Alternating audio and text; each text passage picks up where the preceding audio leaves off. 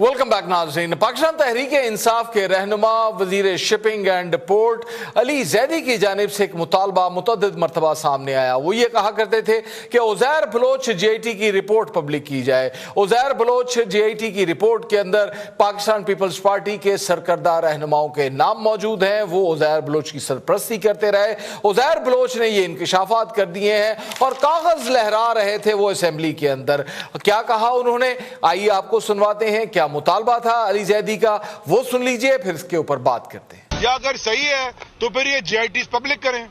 तो मैंने 28 सितंबर को खत लिखा था चीफ सेक्रेटरी सिंध साहब को कि जनाब under article 19A of the constitution और Sindh right of information act 2016 के तहत मुझे इन JITs की सर्टिफाइड कॉपीज दीजिए, पब्लिक करें इन JITs को, ताकि अगर ये पॉलिटिशियंस का नाम नहीं है तो फिर ये नाम ना लिया जाए और अगर है तो इनके खिलाफ कार्रवाई की जाए। क्या इस मुल्क के बड़े बड़े माने डाकू नहीं कातिल, ये कत्ल की JITs हैं, इसमें कत्ल कर लिखा हुआ है कि इन्होंने कत्ल करवाए हैं, 15-15 20-20 मर्डर करवाए हैं। वो ये कह रहे हैं कि भत्ते लेते थे और जो नहीं देता था उसको कत्ल करते थे। ये लिखी हुई है इन JITs में जो अखबारों की सुर्खी बनती है। तो अगर ये सच है तो ये JITs को पब्लिक करें, क्योंकि JIT जब बनती है इसका फायदा क्या है। JIT ज्वाइंट इन्वेस्टिगेशन टीम में पाकिस्तान का हर लॉ एनफोर्समेंट का इदारा शामिल होता है, पुलिस, FIA, ISI, MI, जो भी जितने इदारे हैं सब मिलकर JIT बनाते हैं। तो ये JITs को पब्लिक किया जाए, ये पब्लिक के टैक्स पेयर के ऊपर ये बनती है।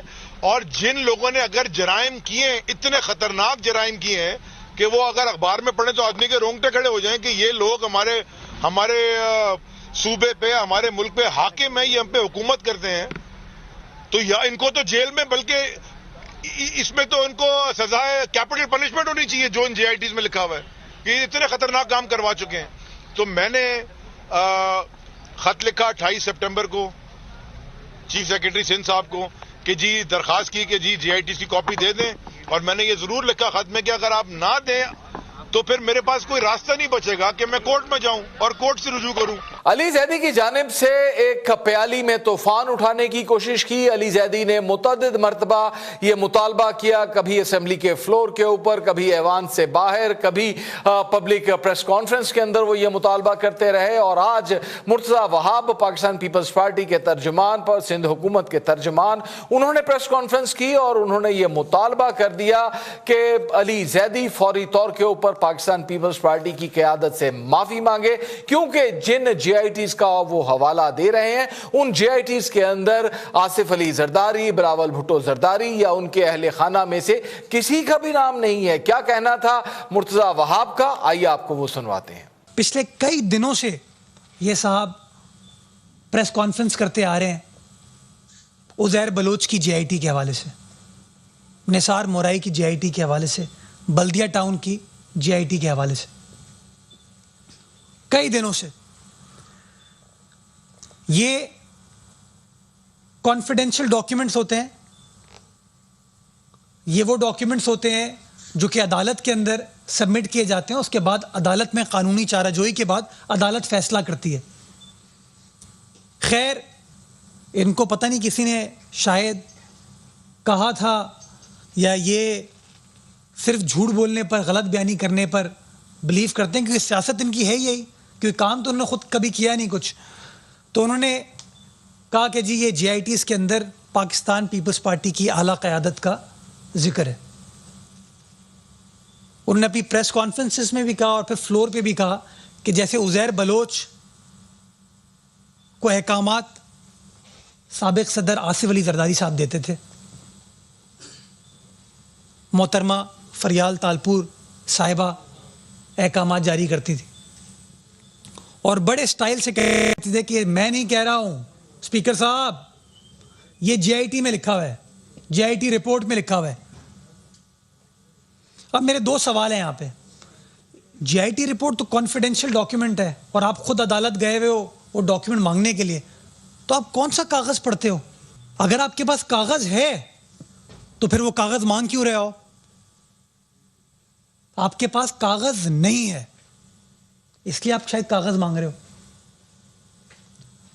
मैं آج سندھ گورنمنٹ کے بحاف پہ یہ اعلان کرنا چاہوں گا کہ تینوں جے آئی ٹیز سندھ حکومت پبلک کرنے جا رہی ہے, تینوں جے آئی ٹیز,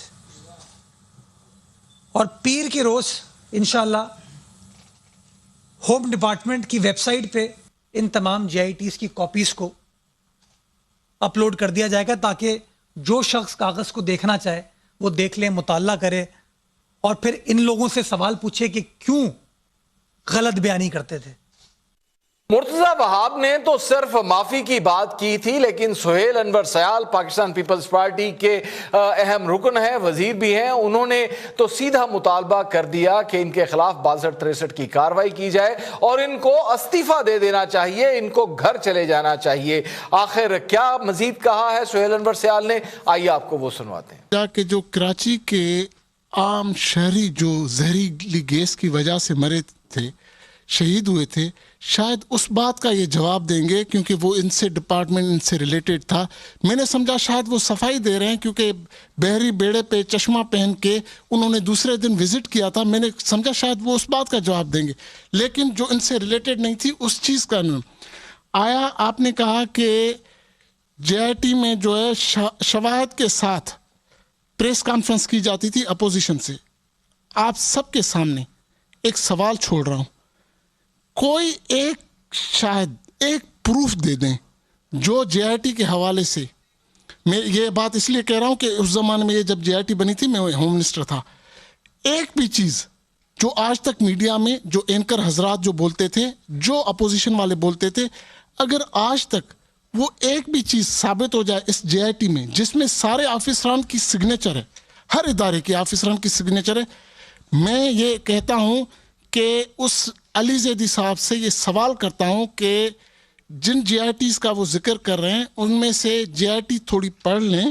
اگر وہ جے آئی ٹی جو وہ لہرا رہے تھے وہ ایک جھوٹا پلندہ تھا پیپر کا, پہلے تو میں ان سے مطالبہ کرتا ہوں کہ فلور آف دا ہاؤس پہ کھڑے ہو کے ایک جھوٹ بولا ہے.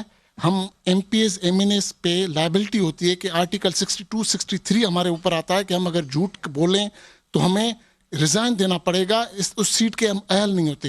تو علی زیدی صاحب سے میں پراپر یہ اس کے استعفیٰ کا مطالبہ کرتا ہوں کہ فلور آف دا ہاؤس پہ کھڑے ہو کے انہوں نے ایک جھوٹ بولا ہے, ایک جھوٹی جے آئی ٹی کھڑے اٹھا کے جھوٹ بولا ہے, پاکستان پیپلز پارٹی کی لیڈرشپ پہ جھوٹ بولا ہے, سو ان کو استعفیٰ دینا چاہیے. جی سنا آپ نے. اور تو اور سہیل انور سیال کا یہ بھی کہنا تھا کہ پورٹ شپ کے اوپر, قاسم پورٹ شپ کے اوپر جو گزشتہ دنوں حادثہ ہوا, جو گیس کی لیکیج ہوئی تھی, اس کی بھی انکوائری کی جائے. اس جہاز کے اندر کیا تھا, کس کی غفلت تھی, انکوائریاں ہونی چاہیے اور انکوائریوں کو پبلک بھی ہونا چاہیے. لیکن ایک طویل عرصہ تک انکوائریوں کو ڈبوں کے اندر بند رکھنا, فائلوں کے اندر رکھنا, یہ قطعی طور کے اوپر غیر مناسب نہیں ہے. پھر ہوتا یہی ہے کہ سیاستدان باتیں کرتے ہیں, ایک دوسرے کو بلیک میل کرتے ہیں اور پھر جب کچھ نہیں بن پاتا تو پھر یہ جے آئی ٹیز پبلک کر دی جاتی ہیں. ہمارے ساتھ اس وقت ہمارے رپورٹر ندیم شہزاد موجود ہیں. ندیم شہزاد سے جان لیتے ہیں کہ ان کی اطلاعات کیا ہیں, ان رپورٹس کے اندر کیا کہا گیا ہے, کیونکہ آج بڑے دعوے کے ساتھ مرتضی وہاب کا کہنا یہ ہے کہ پیپلز پارٹی کے کسی رہنما کا ان جے آئی ٹیز کے اندر نام نہیں ہے. جی ندیم شہزاد. جی رائے صاحب, اس وقت سندھ حکومت اور وفاق ایک بار پھر آمنے سامنے, جن میں سے وفاقی وزیر بحری امور جو ہیں علی زیدی, جنہوں نے پہلے سے درخواست دائر کی ہوئی تھی کہ ان جے آئی ٹیز کو جو پبلک کیا جائے, اس حوالے سے ان کی درخواست مسترد ہوئی, لیکن دوبارہ اپیل کی جانب کی اور بار یہ مطالبہ تھا. اس حوالے سے اب جو 3 جے آئی ٹیز ہیں, جن میں عزیر جان بلوچ جو گینگ وار کمانڈر تھے, نثار مورائی تھے جو فشر ہاربر کے چیئرمین رہے, بلدیہ فیکٹری جس میں آگ لگی تھی, ان تینوں کی جے آئی ٹیز کو پبلک کرنے کے حوالے سے سندھ گورنمنٹ نے اب ایک اعلان بھی کیا کہ باقاعدہ طور پر ان کو پبلک بھی کر دیا جائے گا اور یہ پیر کے دن تینوں جے آئی ٹیز جو محکمہ داخلہ کی ویب سائٹ پر اب پٹ بھی کر دی جائیں گی. اس حوالے سے جو مرتضی وہاب ان کی جانب سے کہنا تھا کہ اس جے آئی ٹیز کی رپورٹس میں سندھ حکومت جو اس کو پبلک کرنے جا رہی ہے, اس میں کسی بھی ایسا کوئی نام نہیں ہے جس پر جو وفاقی حکومت کے جو وزراء ہیں یہ تحفظات کا اظہار کر رہے ہیں کہ اس میں آصف علی زرداری کا کوئی تعلق نہیں ہے, نہ ان کے کوئی نام ہے. اس وقت اب ایک سرد جنگ جو ہے دوبارہ شروع ہو چکی ہے جے آئی ٹیز. اچھا ندیم, یہ جو معاملہ تھا عزیر بلوچ والا, وہ تو سب کو معلوم ہے کہ عزیر بلوچ ایک گینگسٹر تھا اور مختلف غیر قانونی کام کرتا تھا, بھتے لیتا تھا, قبضے کرتا تھا, साथ शुगर मिलों के हवालों से काफी चीजें सामने आई हैं। लेकिन ये निसार मौलाई GIT क्या है, इसके अंदर क्या कहा गया है, ये कौन साहब थे और किस हवाले से ये तहकीकात हुई है निसार मौलाई की?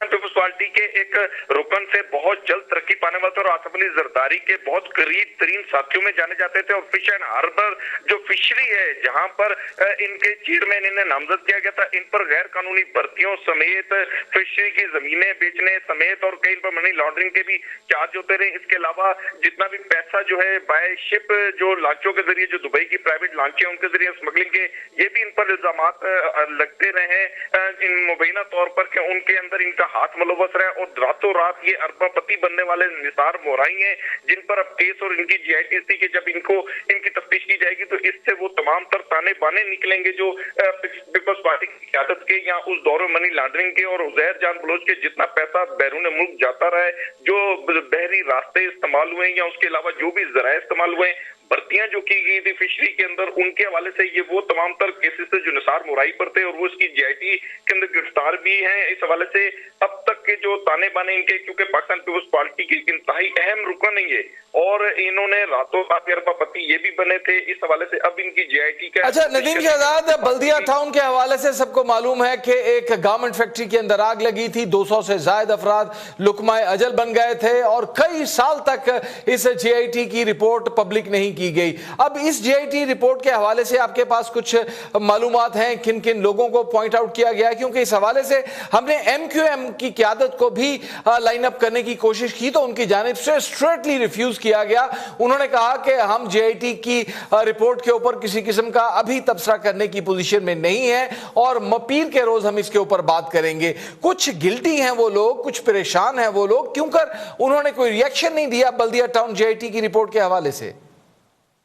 की जो इस हवाले से एक में मरकजी किरदार था और रहमान बोला, चूंकि इनका ताल्लुक MQM लंदन के साथ रहा है और अब जो पाकिस्तान MQM पाकिस्तान की जो क़यादत है ये भी पहले MQM लंदन से ही थी, वही तमाम तर ये साथी हैं। अब इन्होंने अपने आप को चूंकि बदल लिया है, वो बदले नहीं है, तो इनकी गिरफ्तारियों के बाद रहमान बोला को भी जो गिरफ्तार करके थाईलैंड से लाया गया था, उन्होंने भी पहले तो उसका इकरार किया था लेकिन बाद में वो साफ इनकार कर दिया कि इसमें मेरा कोई ताल्लुक नहीं है बल्दिया फैक्ट्री के अंदर। और अहमद सदीकी जो कि मुज़ाफ़ाती कमेटियों के चेयरमैन थे, लेकिन इस वक्त देखा जाए तो तमाम तर क़यादत रऊफ सदीकी उस वक्त के वजीर सनत थे जो कि पाकिस्तान MQM लंदन के एक अहम तरीन रुकन थे और आज भी MQM के साथ वाबस्ता है रऊफ सदीकी।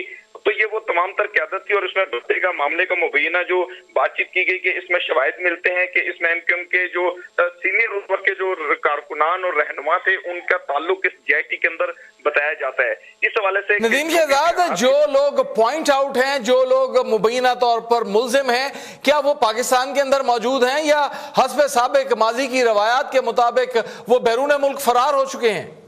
जी, इनमें से गिरफ्तारियां भी की गई थी जो इनके मरकजी किरदार रहे हैं, कुछ मफरूज हैं, लेकिन गिरफ्तार जो हैं उन्होंने इस हवाले से साफ जो उनके ताने बाने थे। जो गिरफ्तार है नदीम शहजाद वो तो छोटे छोटे कारिंदे हैं, जो बिग नेम्स हैं, जिनके कहने के ऊपर ये सब कुछ हुआ, जिन्होंने फाइनेंसिंग की, जिन्होंने भत्ते खाने थे, वो लोग पाकिस्तान में हैं या फरार हो गए? जी, वो तो पहले से बाहर थे, वहीं से अहकामात मिलते रहे, चूंकि जो भी उस दौर के MQM लंदन को अहकामात मिलते थे वो क़यादत की तरफ से, और आज भी वो किरदार जो है वहां बैठे अर्जा सराई पाकिस्तान के खिलाफ भी कर रहे हैं और सियासी जमातों के बारे में भी कर रहे हैं। अब भी उनके कई ऐसे ग्रुप्स यहाँ पर तश्कील दिए गए जो कराची में दहशतगर्दी की वारदातों में उनके भी अब शवाहिद मिल रहे हैं, ताने बाने मिलते जा रहे हैं। तो इनको अहकामात तो बाहर से ही मिला करते थे, लेकिन उस वक्त की जो टॉप लीडरशिप थी जो यहाँ पर कमांड कर रही थी पाकिस्तान के अंदर, वो आज MQM पाकिस्तान के अंदर है, जिनमें कई नाम है। अब देखा जाए तो फारूक सत्तार है, वो भी अलग हो चुके, उन्होंने एक अपनी तंजीम बना ली, ये भी उस वक्त के चूंकि कन्वीनियर थे और आज के जो कन्वीनर जिस तरह चल रहे हैं इस तरीके से वो तमाम तर क़यादतें मौजूद जरूरत। तो क्या हम समझें कि वो ड्राई क्लीन होकर साइड पर हो चुके हैं या नजरअंदाज किया गया है, या इस GIT के बाद इन सब लोगों की गिरफ्तारियां भी मुतवक्को हैं? जी, इस हवाले से अब देखा जाएगा आने वाले वक्तों में, चूंकि मौजूदा जो MQM पाकिस्तान है इनके वफाक के साथ जो है इल्हाक के और मुश्तरका तौर पर हुकूमतें बनाई हुई हैं, वजारतें तकसीम की हुई हैं।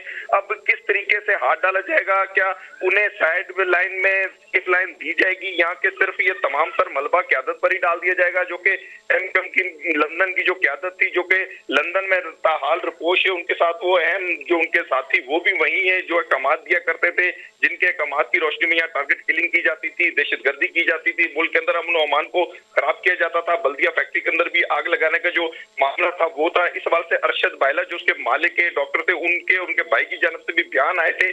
پہلے وہ خوفزدہ ضرور ہیں، بعد میں انہوں نے بیان دیا کہ یہ بھتے کا معاملہ تھا اور اس میں MQM لندن کے جو لوگ تھے ان کی جانب سے پریشر تھا، بھتہ طلب کیا گیا تھا ہم سے. تو یہ وہ تمام بہت بہت شکریہ ندیم شہزاد. یہ ٹیسٹ کیس ہے پاکستان پیپلز پارٹی کے لیے بھی اور پاکستان تحریک انصاف کے لیے بھی. اب یہ دیکھنا ہے کہ کیا وہ اپنے پیاروں کو بچا پائیں گے یا پھر قانون حرکت کے اندر آئے گا اور مجرم کو سزا ملے گی. کیونکہ سانحہ بلدیہ کے اندر 200 سے زائد افراد کی جانیں چلی گئی تھیں اور عزیر بلوچ کے اوپر بھی درجنوں قتلوں کے الزام ہیں. اور عزیر بلوچ جیسے شخص کی جانب سے کوئی بیان کس حد تک ویلڈ ہوگا یہ بھی جانیں گے ہم وکلا صاحبان سے. پیر کے روز تک ہمیں انتظار کرنا ہوگا. پیر کے روز یہ تینوں GIT رپورٹس پبلک کر دی جائیں گی محکمہ داخلہ سندھ کی ویب سائٹ کے اوپر. دیکھتے ہیں ان رپورٹس کے اندر کیا کہا گیا ہے. کیا ان رپورٹس میں کچھ لوگوں کو ڈرائی کلین کر دیا گیا ہے یا پھر فیصلے میرٹ کے اوپر ہوئے ہیں. وقت تو ایک بریک کا. بریک کے بعد جب واپس آئیں گے تو اسلام آباد مندر کی بات کریں گے. اسلام آباد مندر بن رہا ہے. یہ مندر کس کے کہنے کے اوپر بن رہا ہے, کون زمین دینے والا ہے, اور اب صورتحال کیا ہے, سیاسی جماعتیں کیا کہتی ہیں, مذہبی رہنما کیا کہتے ہیں, اور آئین اور قانون اس حوالے سے کیا کہتا ہے. تمام ایشوز کے اوپر بات کریں گے. وقت تو ایک بریک کا, ہمارے ساتھ رہیے.